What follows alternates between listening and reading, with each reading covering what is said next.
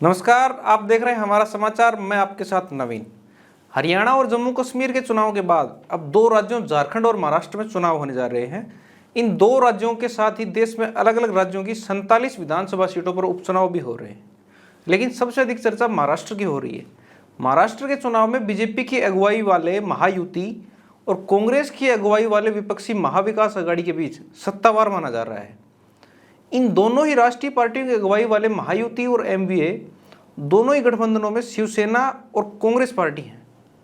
दो राष्ट्रीय पार्टियां और दो शिवसेना एनसीपी के इन दो गठबंधनों में सीट शेयरिंग फॉर्मूले का आधिकारिक ऐलान तो नहीं हुआ है, लेकिन सत्ताधारी गठबंधन ने उम्मीदवारों का ऐलान शुरू कर दिया है। महायुति में शामिल पार्टियों ने अब तक 182 सीटों पर अपने उम्मीदवारों का नाम ऐलान कर दिया है। वहीं एमवीए में सीट शेयरिंग का लेकर मैराथन मंथन चल रहा है। सीट शेयरिंग का जो संभावित फॉर्मूला सामने आया है, उसके आधार पर अब बात इसे लेकर भी होने लगी है कि चुनाव मैदान में उतरने से पहले ही इस फाइट में कौन सा दल फायदे में रहा और कौन सा घाटे में। महाराष्ट्र विधानसभा में 288 सीटें हैं।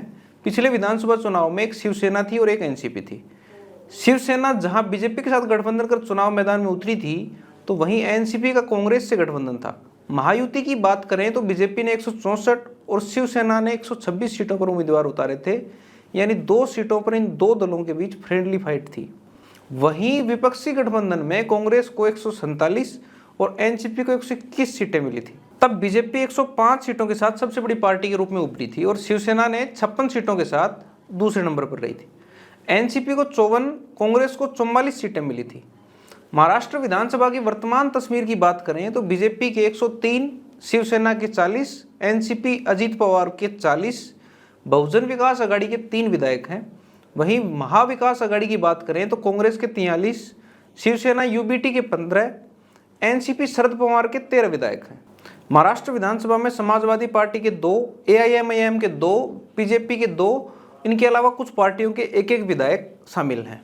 महायुति में सीट बंटवारे का जो संभावित फॉर्मूला सामने आया है, उसके मुताबिक बीजेपी 156 सीटों पर, एकनाथ शिंदे की शिवसेना 78 से 80, अजीत पवार की एनसीपी 53 से 54 सीटों पर चुनाव लड़ेगी। शिंदे की पार्टी में 40 विधायक हैं और अजीत पवार की पार्टी के भी 40। इस अनुपात में देखें तो शिवसेना फायदे में और एनसीपी नुकसान में दिख रही है। दोनों ही दल राजनीतिक उठापटक के बाद अब खुद को असली पार्टी बताते जा रहे हैं। इस लिहाज से अगर देखें तो 2019 के मुकाबले दोनों की ही सीटें इस बार कम हुई हैं। अगर यह संभावित फॉर्मूला ही फाइनल रहता है तो बीजेपी 2019 के मुकाबले 10 कम सीटों पर चुनाव लड़ रही है। एमवीए में सीट शेयरिंग के संभावित फॉर्मूले की बात करें तो कांग्रेस 104 से 106, शिवसेना यूबीटी 92 से 96, एनसीपी 85 से 88 सीटों पर चुनाव लड़ती नजर आ सकती है। अगर यही फॉर्मूला फाइनल सीट शेयरिंग में बदलता है तो 2019 के मुकाबले कम सीटों पर चुनाव लड़ने के बावजूद शिवसेना यूबीटी एकनाथ शिंदे की अगुवाई वाली पार्टी से ज्यादा सीटों पर लड़ती नजर आ रही है। एनसीपी भी अजीत पवार की पार्टी के मुकाबले सीटों की संख्या के लिहाज से फायदे में नजर आ रही है। देश दुनिया की तमाम खबरों के लिए जुड़े रहिए हमारा समाचार के साथ। नमस्कार।